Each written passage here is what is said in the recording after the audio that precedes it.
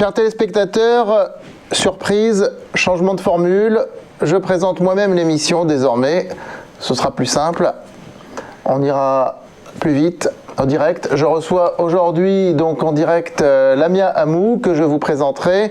Le thème de cette nouvelle émission Les Pros de l'écho étant aujourd'hui le thème de l'immigration. Alors, il y a beaucoup de choses à dire sur l'immigration, nous allons le voir ensemble, mais nous n'allons pas traiter spécifiquement l'immigration sur un plan politique comme on l'entend d'habitude sur les médias, mais nous allons plutôt le traiter sur un plan économique, parce que nous sommes dans l'émission Les Pros de l'écho. Voilà, donc nous allons tout d'abord, comme d'habitude, parler des tendances, donc les tendances économiques, l'immigration en France. Nous parlerons de l'immigration en général, mais en particulier l'immigration en France. Et dans un deuxième temps, nous présenterons l'entreprise du moment. Alors aujourd'hui, vous verrez, ce n'est pas vraiment une entreprise, c'est un collectif. On en parlera tout à l'heure. D'ailleurs, c'est pour ça que Lamia Amou est là aujourd'hui au titre de présidente du collectif Mobilité. Et dans une troisième partie, ce sera l'instant littéraire, comme toujours, d'un livre édité par JDH Éditions. Et ce sera aussi Lamia Amou aujourd'hui qui nous parlera de son livre qui s'appelle L'immigration, mon amour. Immigration, mon amour. Voilà. Je vous retrouve tout de suite pour la première partie de cette émission pour les tendances économiques au sujet de l'immigration. À tout de suite. Aujourd'hui, la performance d'une entreprise est déterminée par son niveau de maturité digitale. Pour vous aider dans cette mutation, Prodware vous accompagne tout au long de votre transformation. Quelle que soit votre stratégie, notre proposition de valeur va du conseil jusqu'au service managé. Notre méthode, imaginer des solutions innovantes mais pragmatiques. Notre engagement, une vision sectorielle, technologique et opérationnelle. Notre légitimité, depuis plus de 30 ans, nous servons les intérêts de milliers de clients.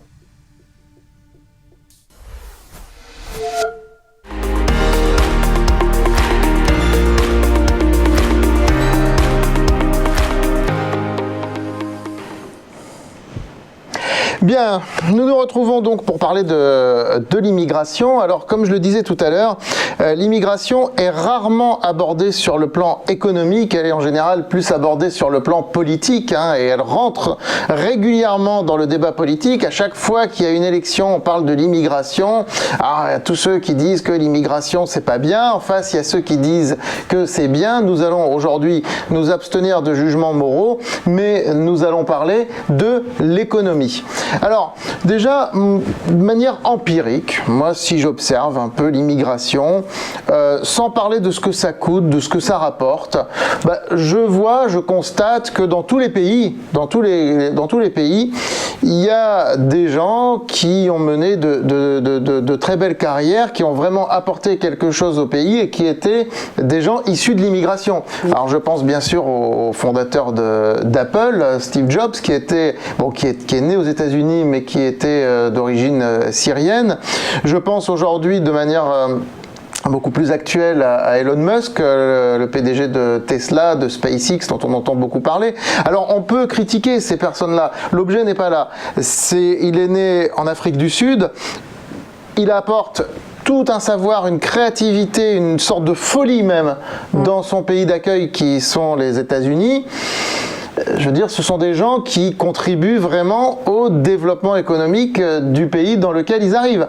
Et la question est là. Je veux dire, l'immigration, c'est apporter avec soi une certaine culture et parfois peut-être une certaine audace. Alors on en a peut-être besoin en France, d'une certaine audace, puisqu'on manque de vocation entrepreneuriale en France.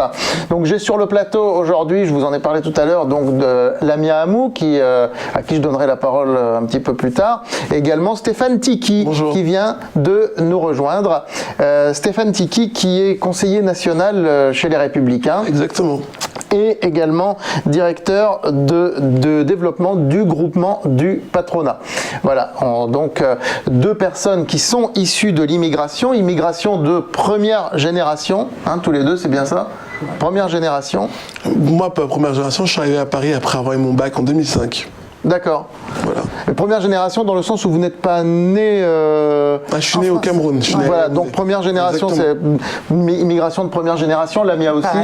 Voilà. Donc des immigrés de première génération qui aujourd'hui sont non seulement pleinement intégré dans le paysage économique entrepreneurial français, mais dans tout le tissu social et sociétal français.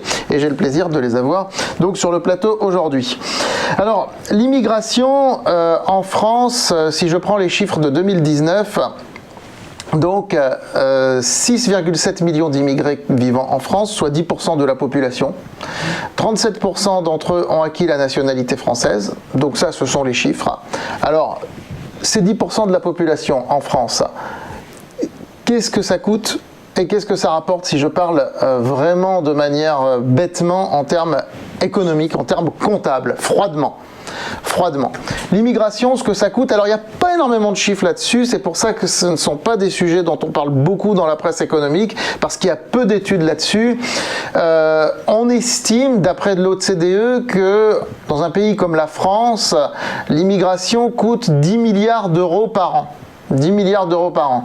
Alors, certains vont dire 10 milliards, mais vous vous rendez compte, tout l'argent qui part pour les immigrés, 10 milliards, ce n'est que 0,5% du PIB, de la richesse nationale. Je vous rappelle que le PIB français est de 2000 milliards environ.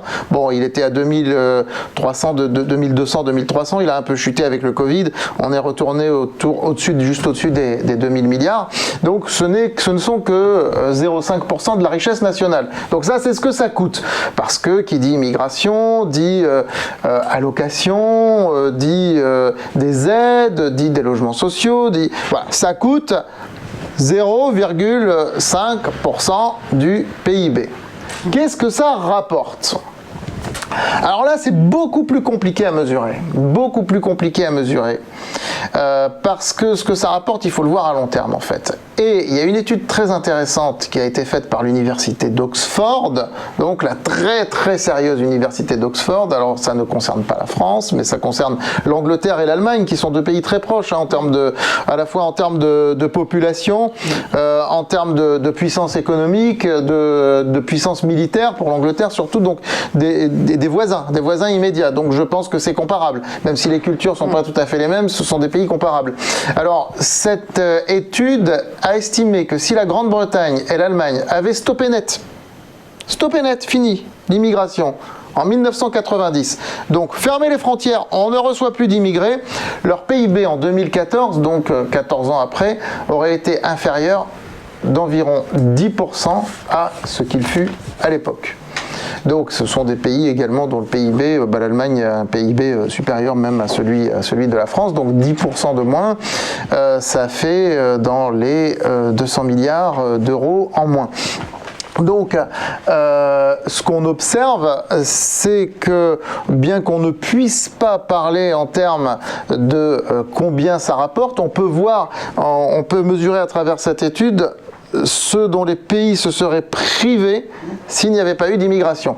Et on constate que finalement, à long terme, c'est plutôt bénéfique.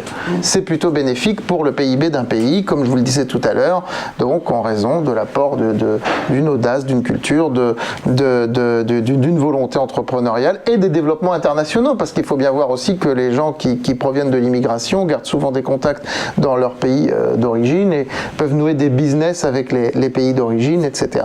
et participer à ça, je pense. Oui, tout à fait. Vous pouvez dire quelque chose là-dessus, peut-être, Stéphane ? Oui, mais déjà sur l'immigration, merci de nous avoir fait transparaître au moins ces chiffres, parce que c'est vrai qu'on en parle assez souvent. Moi, je considère, et j'ai toujours arrêté pour une immigration choisie, c'est-à-dire qu'il faut choisir en fait des gens qui sont prêts à apporter quelque chose au pays. Alors ça, est-ce qu'on peut le savoir à l'avance ? Oui, puisqu'on voit les profils de personnes qui veulent venir dans le pays. Donc on peut savoir, en faisant dans tel ou tel secteur, quels sont les besoins dans lesquels on a un besoin dans le pays, dans l'industrie, dans le commerce, dans le développement économique, et y faire venir ces gens-là.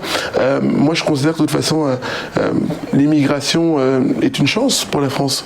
Moi, j'ai d'ailleurs une phrase de René Char qui m'habite particulièrement, qui disait, je n'ai pas une seule goutte de sang français, mais j'ai la France qui coule dans mes veines.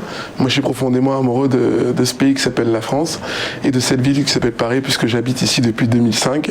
Et je pense que les gens qui viennent en France, c'est parce qu'il y a aussi cette migration étudiante dont on n'a pas parlé, parce que les étudiants... Migration étudiante, oui, tout à fait. Et puis après, qui restent. Certains résument ça aux allocations, aux aides, au logement, mais il y a aussi ceux qui viennent pour justement apprendre ce savoir-faire français, qui vont peut-être après pouvoir mettre en place dans leur pays dans lequel ils viennent, qui sont des pays d'ailleurs comme la Suède, comme la Norvège, comme l'Espagne, mais aussi des pays du continent africain et tant d'autres. Donc je pense que voilà, pour moi il y a d'abord cette histoire commune aussi. Moi vous l'avez précisé tout à l'heure, je travaille pour le groupement du patronat francophone.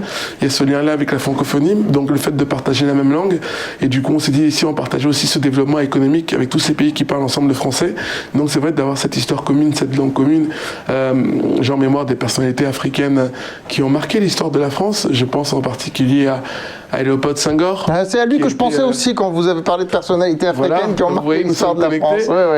Voilà, qui a été ministre en France d'ailleurs, on l'a pas assez dit, et qui est le premier président de la République du Sénégal. Et j'en ai un autre moi qui m'a beaucoup marqué aussi, c'est Félix Houphouët-Boigny, qui l'a fait aussi pour la Côte d'Ivoire, qui après avoir été ministre en France. Donc vous voyez, il y a une vraie histoire commune entre les pays francophones et la France. Donc le fait qu'il y ait ce lien-là, et on a aussi beaucoup de Français, parce qu'on parle d'immigration. La France a une relation toute mais aussi de l'émigration.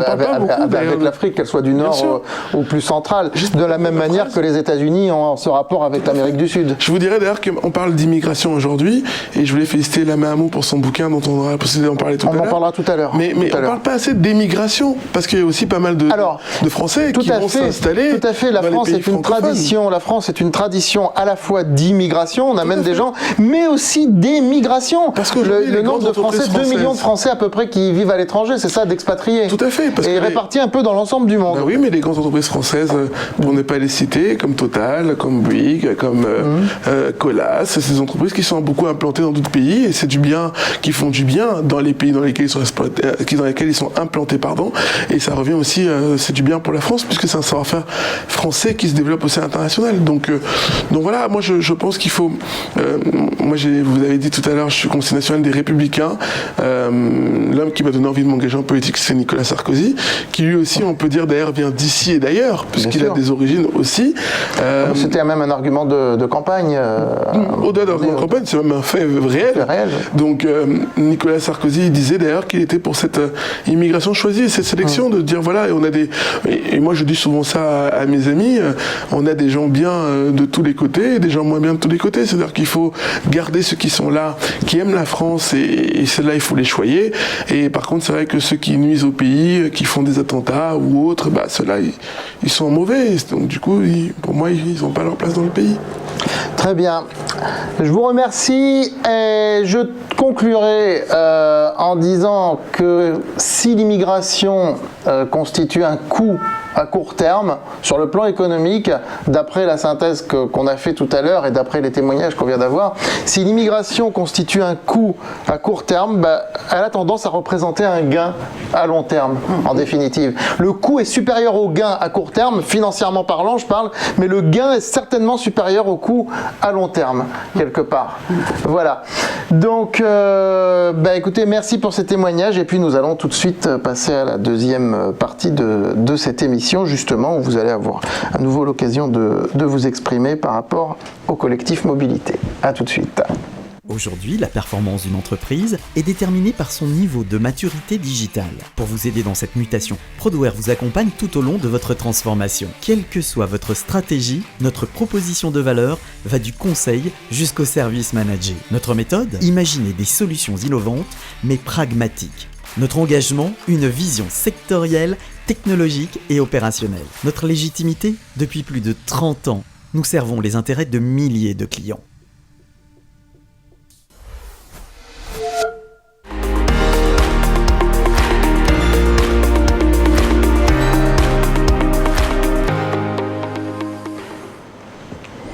Alors nous nous retrouvons pour cette deuxième partie d'émission avec la rubrique l'entreprise du moment, et aujourd'hui nous n'allons pas recevoir un chef d'entreprise d'une entreprise comme nous le faisons d'habitude, où nous avons pu recevoir un constructeur de drones, nous avons pu recevoir des biotech, des sociétés cotées en bourse, la plupart du temps d'ailleurs. Non, aujourd'hui Le propos étant un peu particulier de cette émission consacrée à l'immigration, eh bien, c'est Lamia Amou, qui est présidente d'un collectif qui s'appelle Collectif Mobilité. Lamia Amou, qui par ailleurs a travaillé à la RATP, où elle était... Exactement. Oui, je suis responsable d'innovation. Où elle est responsable de l'innovation à la RATP. Elle est responsable d'innovation à la RATP et présidente d'un collectif mobilité qui concerne beaucoup de start-up. Donc nous allons parler de ce collectif, du tissu entrepreneurial à l'origine duquel se trouve ce collectif. Et elle va nous en dire un petit peu plus. À noter que donc Stéphane, que vous avez pu voir tout à l'heure, travaille avec Lamia dans ce collectif mobilité. C'est un peu ce qui nous réunit sur ce plateau aujourd'hui. Donc Lamia, je vous donne la parole. Merci beaucoup Jean-David. Bonjour à toutes et à tous. Donc effectivement, je suis présidente du collectif mobilité des pays francophones qui est dans un groupement qui s'appelle le village francophone et qui depuis peu a intégré aussi le groupement de patronat francophone. Donc c'est tout un écosystème et dans lequel effectivement Stéphane Tiki, ici présent, est notre directeur de développement à l'international. Alors c'est quoi ce collectif? C'est un collectif qui est basé sur un triptyque vertueux. J'appelle le triptyque vertueux. Pourquoi? Parce que vous allez comprendre, sur le plan économique, ça donne un coup de pouce, un accélérateur pour les startups. Et donc le triptyque, c'est quoi? C'est les startups d'un côté, les grands groupes d'un autre côté, et puis les territoires et les gouvernements de l'autre. Les gouvernements, c'est venu avec le fait qu'on se fasse absorber par et puis un gros partenariat avec le GPF. Alors pour être concret, il y a beaucoup de, on est sur TV Finance, il y a beaucoup de dirigeants de start-up qui nous écoutent. Donc je me mets dans la peau du dirigeant de start-up. Voilà, moi j'ai une start-up, qu'est-ce que ce collectif peut m'apporter? Concrètement, le collectif mobilité permet aux startups d'avoir des sponsors, donc des grands groupes qui vont les sponsoriser pour avoir des cas d'usage, pour concrètement avoir sur leur premier business ou leur premier use case, un cas d'usage vraiment réel, concret. J'essaye de franciser au maximum mes propos. Et puis surtout des territoires, parce que souvent les startups, ils ont des super bonnes idées, ont besoin de territoires d'expérimentation. Oui. Et ces territoires, c'est des politiques. C'est la partie politique. C'est la partie politique. Et nous, l'idée, c'est qu'à travers des challenges d'innovation qu'on mène en marge à chaque fois d'un grand événement, typiquement la Vivatech vient de passer, on a fait un très grand événement auquel on a invité des ministres, des maires, des présidents de région, etc., autour de la table, qui ont assisté au challenge qu'on a mené avec les startups. Surtout, d'ailleurs, le collectif mobilité n'est qu'une branche de Village francophone, puisqu'on a 22 collectifs. Et donc, c'est une vraie accélération et de l'innovation et du business. Vous êtes présidente de Village francophone ou du collectif mobilité? Je suis présidente du collectif mobilité, un des 22 collectifs de Village francophone. D'accord. Je fais partie du board de Village francophone. Et qui est président ou présidente de Village francophone? Village francophone, on a un commissaire général qui s'appelle Marc-Lionel Gâteau. D'accord. Gâteau, exactement. Comme un gâteau. Oui, voilà. Ça s'écrit différemment. Mais c'est un homme qui a une vision extraordinaire parce qu'il a commencé tout seul, vous voyez, en marge du CES. Et donc, il a commencé au CES de Las Vegas à accélérer des startups françaises qui n'étaient pas connues parce qu'à la naissance du CES, il y avait beaucoup d'entreprises américaines. Vous avez parlé tout à l'heure d'Elon Musk, de Apple, Steve Jobs et autres. Effectivement, les États-Unis, c'est un pays qui accélère, qui impulse, ils mettent les moyens sur l'innovation, ils ont une audace participative, ils n'ont pas peur d'investir, ils n'ont pas peur de l'échec, c'est-à-dire qu'il n'y a pas la notion de l'échec, il n'y a que la notion d'expérience, où on pousse les startups à aller au-delà de leurs idées, c'est-à-dire qu'ils disent qu'il n'y a que l'imagination qui peut arrêter les personnes et on les aide, on les accompagne dans ce sens. Et Marc Lionel est parti chercher cette audace aux États-Unis et il est venu la ramener dans les pays francophones. Est-ce que ça marche? Ça marche très très bien. Il y a énormément de startups au cœur de notre collectif qui ont réussi à avoir des territoires d'expérimentation, à faire des levées de fonds, à se donner un nom, à briller etc. Donc c'est ça le sujet. C'est-à-dire quand on parle d'économie, c'est vraiment quand on importe l'intelligence de l'extérieur et on exporte notre intelligence française vers les différents pays francophones. Donc il y a une vraie notion, on est sur une émission dédiée à l'immigration, il y a une vraie notion d'immigration à la fois des savoirs, des talents, des capitaux, d'exportation et importation, ça va dans les deux sens. Hein. Mais pour aller dans le sens de ce que vient de dire l'ami Amou, je pense qu'on est parti d'un même constat. Le premier, c'est d'abord qu'on partage cette danse commune, parce qu'on parle de francophones, villages francophones, collectifs de mobilité dans les pays francophones, et qu'on s'est dit de ce partage cette danse commune, et si on créait aussi quelque chose ensemble d'économique. Pardon de le dire, c'est ce que fait déjà à côté de nous le Commonwealth, sur les pays anglo-saxons, notamment avec la Grande-Bretagne, et dans des pays comme le Nigeria, le Ghana. Donc on s'est dit, nous, avec ce collectif-là, on va lancer la même chose, parce qu'il y a ce développement, évidemment, de partage de la langue, mais on peut aller plus loin, parce qu'on a tellement de talents, il y a tellement de gens qui veulent entreprendre, qui veulent créer, qui veulent innover, et ben on va créer, donc le groupement du patronat francophone a été créé en 1987, pour permettre à toutes les boîtes françaises, grands groupes, PME... 87, ça a été créé. Hein, oui, 1987, qui est d'ailleurs la date de ma naissance, voilà, pour permettre à ceux qui ont envie de s'implanter dans tous les pays francophones. Et il y a aujourd'hui 80 pays dans la francophonie. Et on s'est dit, voilà, et on croit beaucoup, c'est pour ça que moi j'aime et j'apprécie profondément ce que fait l'ami Amou, mais on croit beaucoup d'abord au mot collectif. Ensuite, on croit beaucoup au mot d'additionner les talents. On s'est dit, si dans chaque pays francophone, on aide des boîtes, on aide des PME, on aide des startups, en faisant du conseil, en faisant du B2B, en montant des événements. Par exemple, nous, on organise le Forum international économique des affaires.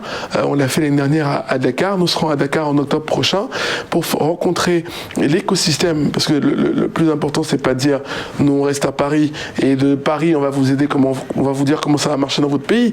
Nous, ce qu'on dit, c'est qu'on va venir avec vous dans le pays comme le Sénégal pour rencontrer l'écosystème sénégalais, parce qu'il y a beaucoup de talents aussi en Afrique, et les gens ont souvent l'impression que l'Afrique est loin, et l'Afrique aujourd'hui c'est une pépinière de talents très avancée sur tout ce qui est nouvelle technologie. Et ce qu'on a envie de faire, c'est dire, avec cet écosystème du Sénégal, s'il y a des besoins, comme on disait tout à l'heure, on va vous apporter des besoins de la France, des besoins du Canada, des besoins, parce qu'il y a des pays comme le Vietnam aussi qui sont membres de la Est-ce que vous pensez que l'Afrique, c'est un peu le prochain continent émergent, comme ça a été les BRICS il y a 20 ans ou il y a 30 ans?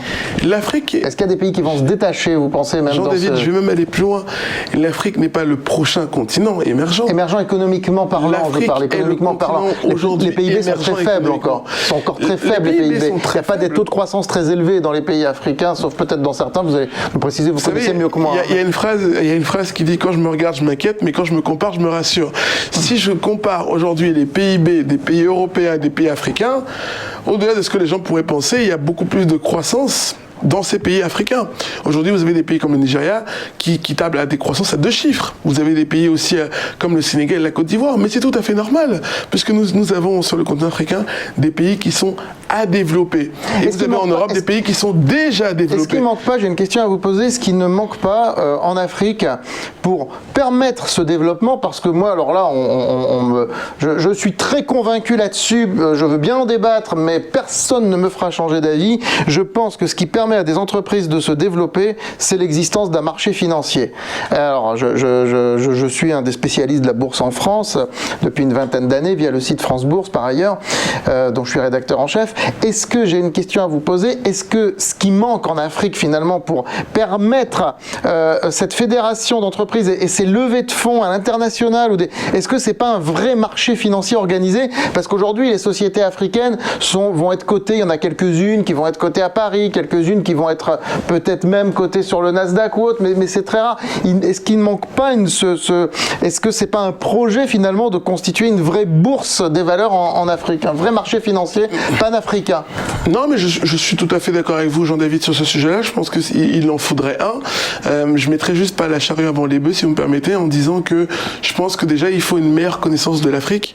Beaucoup de ceux qui sont ici ou ailleurs ont toujours l'impression que, pardon, je vais être un peu dans les clichés, mais quand on parle souvent avec des gens ici d'Afrique, on a toujours l'impression que c'est nos mamans africaines qui portent le boubou, le djellaba avec un seau d'eau sur la tête, ce qui est une réalité du continent, mais ce n'est plus plus on en fait un que ça cliché. comme réalité. Parce que l'Afrique C'est comme aujourd'hui, les Américains qui nous voient avec la baguette de pain et le béret dans beaucoup de films américains, finalement. Hein, c'est un peu le même pour se dire principe. que c'est une réalité dans certains villages et on est fiers de nos mamans africaines. Si on en est arrivé là, c'est parce qu'elles ont toujours Bien été sûr, là pour vous avez nous. de quoi. Vous Voilà. avez de quoi. Mais à côté de ça aussi, il y a une vraie partie, et là je rentre dans le territoire de Lamia, mais il y a une vraie partie tech, une vraie partie développement, innovation. Et je pense que ce qu'il faut déjà, c'est une meilleure connaissance du continent qui est riche en opportunités. Parce que souvent on dit l'Afrique, Jean-David, permettez-moi de vous le dire, mais il n'y a pas une Afrique, il y a des Afriques. Ce qui se passe au Maghreb, c'est pas la même chose qui se passe en Afrique de l'Ouest. Regardez en maintenant, Afrique du Sud, à Abidjan, on a un et même métro. entre l'Afrique de l'Est et l'Afrique Bien de sûr. l'Ouest, l'une qui donne sur l'océan Indien et l'autre qui Bien donne sur sûr. l'Atlantique, je présume que c'est deux cultures complètement à différentes. fait. Il y en a une qui regarde l'Amérique du Sud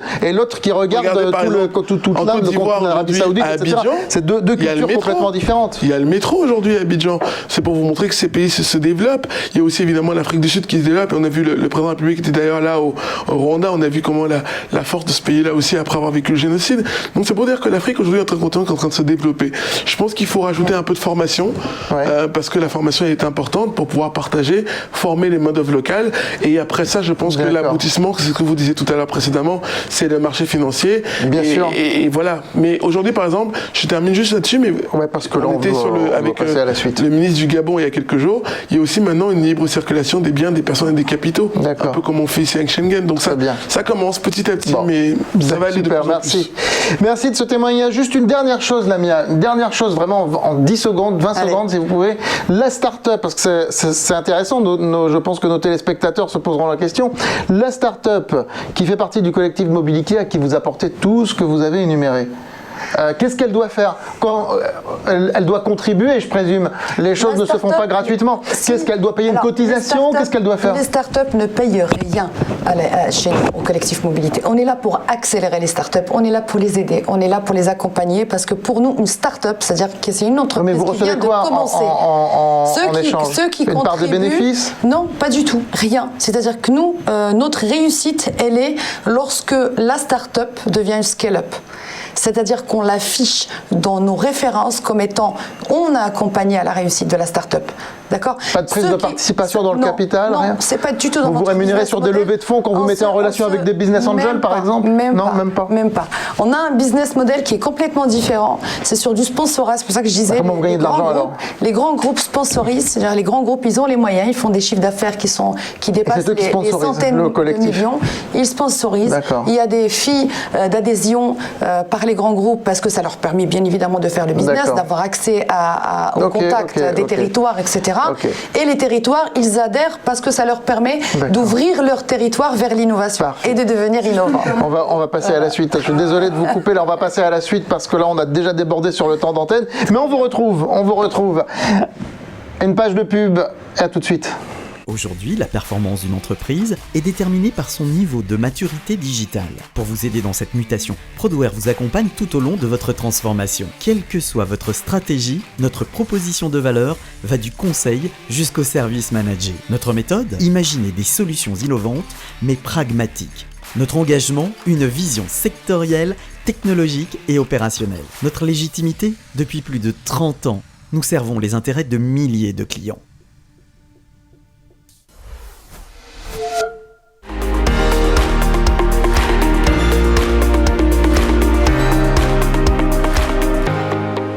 Nous nous retrouvons donc pour la dernière partie de cette émission. Donc nous allons continuer sur ce thème de l'immigration liée au business, hein, bien sûr, à l'économie. Nous allons parler du livre pour cette rubrique L'Instant littéraire de Lamia Amou qui s'appelle Immigration, mon amour. Donc avec cette superbe couverture dessinée par notre directeur artistique Johan Laurent Rouault chez JDH Éditions. Donc puisque Lamia vient de publier ce livre que vous pouvez trouver en vente sur Amazon, à la Fnac, chez Cultura et bien sûr sur le site JDH Éditions et chez votre libraire préféré. Il suffit de donner le nom du livre. Donc Lamia, Immigration mon amour, parlez-nous un petit peu de ce livre, la jeunesse de ce livre, qu'est-ce qui vous a donné envie de faire ce livre et les messages que vous voulez, que vous souhaitez transmettre à travers ce livre. Très bien, merci beaucoup. Mais en fait, le livre, c'est l'histoire de ma vie, tout simplement. Il est en trois 3 parties. Il y a une première partie qui retrace mes 23 années au Maroc, avec tout mon parcours, mes réussites, mes échecs, etc. La deuxième partie, c'est mon parcours en France. Et la dernière partie, c'est vraiment un échange à cœur ouvert avec l'écrivain, parce que ce livre, il a bien un écrivain. C'est pas moi qui l'ai écrit mot à mot. C'est un échange où j'ai raconté toutes les choses. Je suis plus une scientifique technique, donc j'ai eu la chance d'avoir le directeur littéraire de la maison d'édition qui m'a accompagnée sur ce travail. Qui est aussi le directeur artistique qui a fait la couverture. Et qui a fait la couverture, d'ailleurs. La couverture, elle représente tout à fait l'étoile du Maroc, du drapeau du Maroc, et puis la tour Eiffel de l'autre côté, avec une femme qui fait un parcours qui représente un peu mon parcours d'immigré dans ce pays. Et pourquoi immigration, mon amour? Parce que le mot amour, moi, c'est quand on dit immigration choisie, il y a le pays choisit ses immigrés, mais par moment, il y en a plusieurs qui ont choisi le pays, pas par besoin ou dépit économique, mais vraiment par amour. Moi, c'est une histoire d'amour. Arrivée à Paris, à l'aéroport d'Orly, j'avais un petit sac d'antidépresseurs et c'était incroyable parce que j'avais vécu des choses un peu difficiles avant. Et j'étais venue pour un business, donc j'étais venue pour faire du pressage de CD-ROM d'un marché que j'avais gagné avec le ministère de l'Intérieur au Maroc. Et arrivée à l'aéroport, l'odeur d'Orly, quelque chose se passe, une illumination, un baume au cœur, et je jette le sachet de médicaments dans la poubelle à la sortie du terminal. J'avais une conviction profonde que j'étais chez moi, c'était incroyable, du déjà vu, des murs déjà vus, des gens déjà vus, et surtout un sentiment d'amour, un sentiment de paix incroyable. J'ai jeté ces sachets dans la poubelle et j'étais convaincue que c'est parti, que j'allais vivre quelque chose. Mais ces sentiments-là ne mènent pas forcément toujours vers une immigration. Moi, si je prends mon exemple personnel par rapport à ce que vous dites, je vais vous dire un truc dans ce que vous venez de dire, je me reconnais tout à fait. Quand je suis allé aux États-Unis, je me suis senti chez moi, comme si ce pays, j'y avais vécu, comme si... Et pourtant, je n'y ai fait que des vacances. Mais c'est un pays qui me fait rêver, néanmoins. Mais je vais vous expliquer ce qui s'est passé, parce qu'avec ne partons pas sur les vies antérieures et tout ça. On est sur une émission économique. Avec l'écriture, je me suis rendu compte d'une chose. C'est simple, c'est une question d'alignement. On parlait tout à l'heure de l'immigration choisie. Une immigration choisie dans les deux sens. En tout cas, pour moi, j'appellerais ça une immigration réussie ou une immigration amoureuse. C'est-à-dire, vraiment, on est dans l'amour. Une immigration amoureuse. C'est pas mal. C'est-à-dire que je suis dans le pays parce que j'aime ce pays.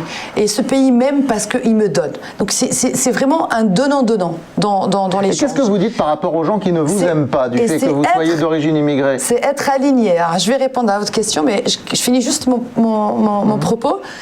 C'est quand on se sent aligné avec quelque chose dans le pays. Et moi, je me suis tout de suite sentie alignée avec une chose importante qui est, les valeurs de la République.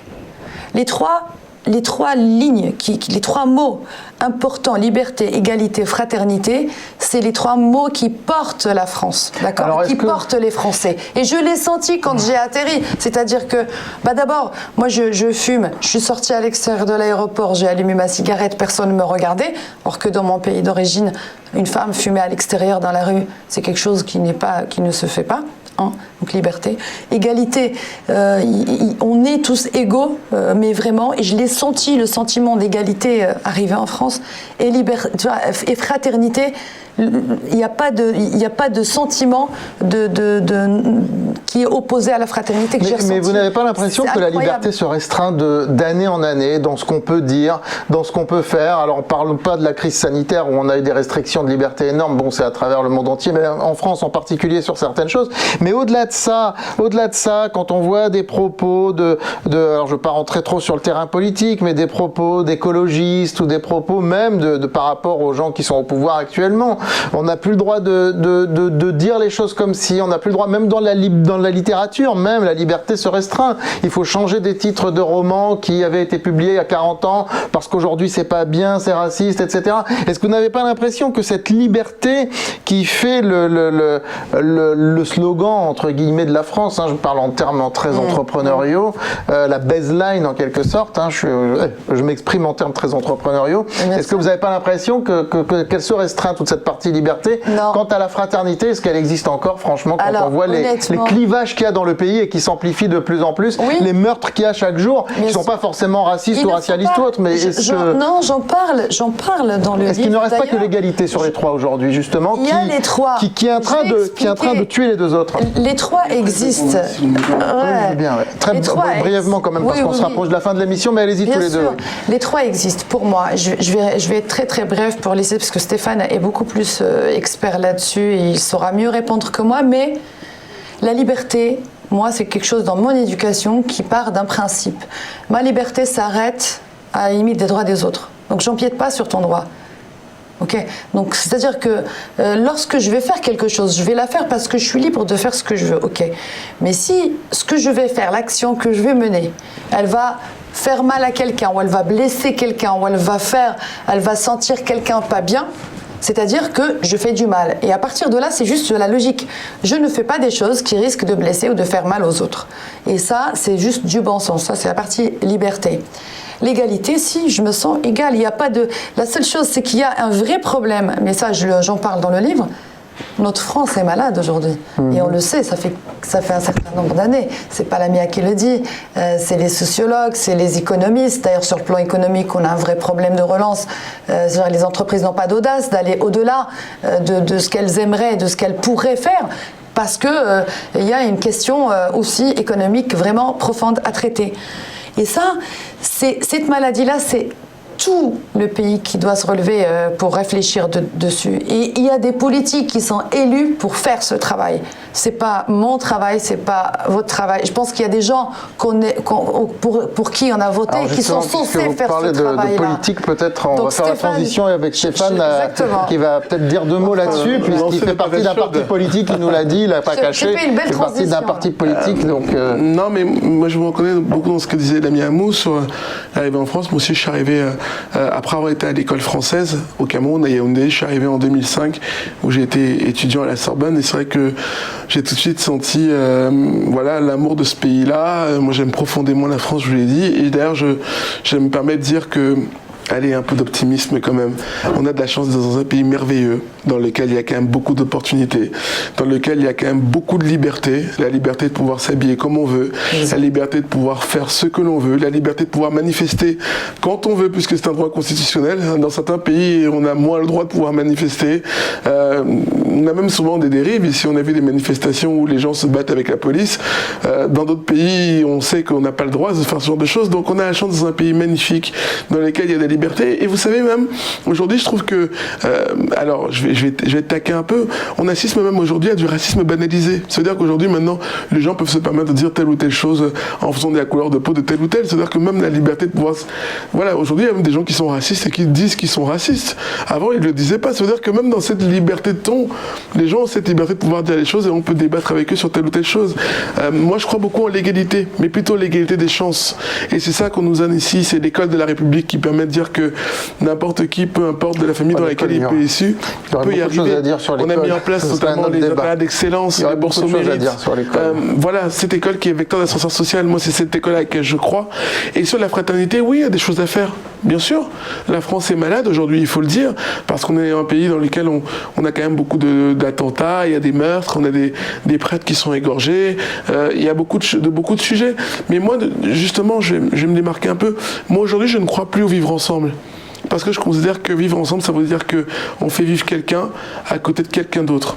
Et ça ne marche plus aujourd'hui. C'est pour ça que la société ne marche plus aujourd'hui. C'est d'ailleurs parce qu'on dit toujours, pardon et je termine, je ne vais pas être très long, mais on dit toujours qu'aujourd'hui les réseaux sociaux ont fait que les gens communiquent beaucoup. Et moi je trouve que c'est l'inverse. Les gens communiquent beaucoup moins. Parce qu'ils sont beaucoup plus connectés et moins connectés les uns avec les autres. Et ben nous, on s'est dit quelque chose. Et si au lieu de faire se vivre ensemble, et c'est pour ça que j'ai beaucoup apprécié Lamia quand j'ai rencontré, et je me suis dit, ben voilà, partons d'un vivre ensemble qui ne marche plus aujourd'hui. Mais si on décidait de faire quelque chose ensemble, pardon de le dire Jean-David, faire ensemble, c'est-à-dire que chacun investit quelque chose pour faire avec quelqu'un en apprenant sa culture, ses idées, ses valeurs et en partageant quelque chose en commun. Et moi je pense que si on arrive aujourd'hui à non plus dire chacun vit de son côté, mais on fait quelque chose ensemble, en faisant un bout de chemin ensemble, et ben on pourra recréer cet esprit de fraternité. Et je terminerai en disant que moi j'aime beaucoup le sport, je suis passionné par le football particulièrement, et je pense que le sport a ses valeurs d'ailleurs d'égalité des chances et de méritocratie, et je suis aussi pas mal de conseils sur le foot féminin. On a des joueuses comme Ketia Soudiani, une fille issue des quartiers qui est devenue aujourd'hui la meilleure joueuse du Paris Saint-Germain. C'est ça la méritocratie républicaine. Et je voulais juste te dire que vous voyez là en ce moment on vit un championnat d'Europe, on a vécu il y a 2 ans la Coupe du Monde. Peut-être que quand on porte hier le maillot bleu, on a tous soutenu Hugo Lloris, on a soutenu Paul Pogba, on a soutenu N'Golo Kanté, on a soutenu Olivier Giroud, on a soutenu Karim Benzema.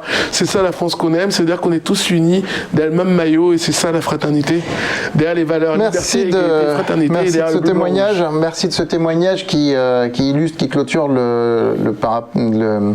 ce discours par rapport au livre de Lamia. Livre de Lamia qui est préfacé par Jean-Claude Giraud. Donc Jean-Claude Giraud que voici. Donc, qui est président de la FGNV, qui a été commissaire général du Mondial de l'automobile et qui est chevalier de la Légion d'honneur, qui n'a pas pu être sur ce plateau aujourd'hui, mais qui a préfacé le livre de Lamia, Immigration mon amour. Alors pour terminer, le mot de la fin, donc écoutez, déjà de vifs remerciements à tous les deux d'être venus sur ce plateau pour cette émission très intéressante. Et puisque nous terminons donc sur l'instant littéraire, nous sommes dans la rubrique l'instant littéraire, nous avons parlé du livre de Lamia Amou, je voudrais conclure en disant que JDH Édition vient de publier ce mois-ci 1984 de George Orwell avec notre propre traduction française, puisque George Orwell est rentré dans le domaine public cette année, mais la traduction française qu'il y avait n'est pas publique, elle est propriété de l'éditeur qui l'a édité. Donc nous avons traduit ce monument que j'ai moi-même préfacé. J'en parle ici parce que dans 1984, qui a été écrit en 1948 par George Orwell, c'est un monde où c'est pas possible d'immigrer finalement, où il y a 3 parties, Eurasia, Estasia, Oceania, où on ne peut pas aller de l'une à l'autre, 3 parties qui se font la guerre, 3 parties du monde qui se font la guerre, où on ne peut pas aller de l'une à l'autre, il n'y a pas d'immigration possible. Le langage a été réinventé et on voit la catastrophe qui est celle d'un monde en définitive sans immigration. Donc 1984 de George Orwell, version JDH édition, qui est en vente partout, sur toutes les librairies et bien sûr sur la boutique JDH Édition. Je vous remercie d'avoir participé à cette émission et chers téléspectateurs, donc je vous retrouverai désormais à la rentrée au mois de septembre donc pour une nouvelle émission Les Pros de l'écho. Je vous souhaite de très bonnes vacances.